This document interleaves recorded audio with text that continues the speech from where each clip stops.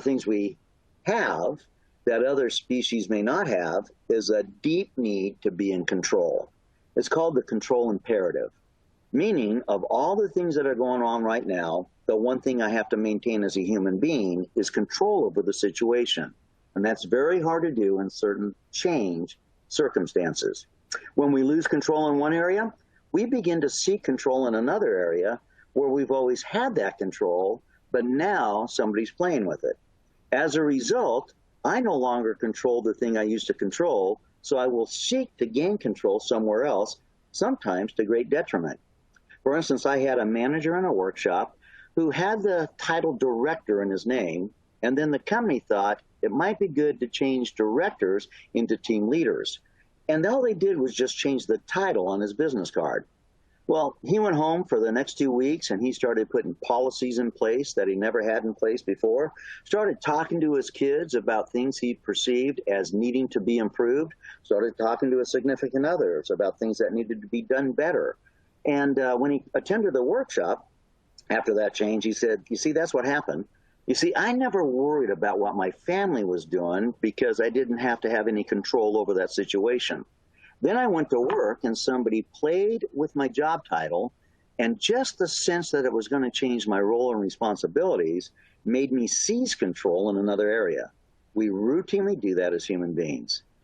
A good example of that happening in a positive way is Twyla Hanna, who in a 3-day period of change suffered more change than most people I know.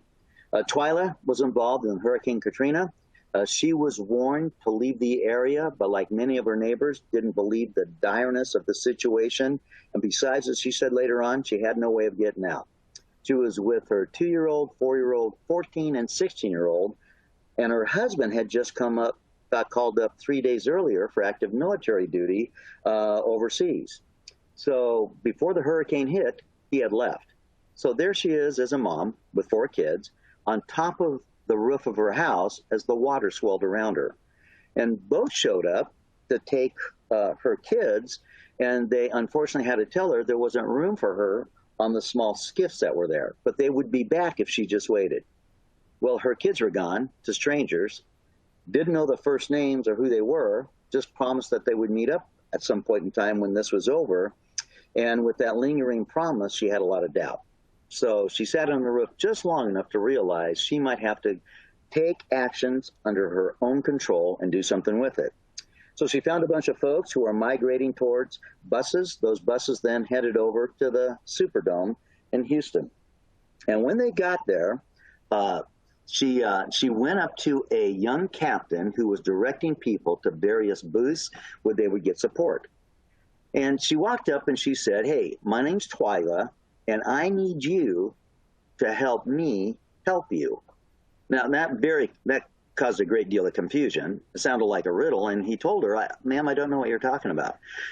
She said, in the last 3 days, I've lost any sense of control, and I need you to help me regain it by helping me help you. He said, well, ma'am, there's not really anything you can do. We got a lot of volunteers. We have people helping out others. What exactly are you talking about? She says, I'm a maid. I'm really good at being a maid. In fact, I enjoy the work I do because when I'm done, I can see the fruit of my work. And right now, I can't see any of that. So you need to help me help you keep this place clean. I want to clean the latrines. I want to clean the restrooms. I want to clean the kitchen. You help me help you, and by helping you is going to greatly help me. See, Twyla understood that she had lost control, and she couldn't gain control in any other area, so she had to do something that she knew she could do well in order to keep control as an imperative in our nature. You see, the one trick to handling personal change when you believe things are outside your control is to gain control over something else. There are people who never took up gardening, never took up craftswork, never took up things in the past because they didn't think they needed to. And then when people started playing with their sense of control, well, you at least have this hobby, this activity that nobody can tell you how to do it, what to do, or get in your way. We all need a sense of control driven by personal satisfaction in something we enjoy.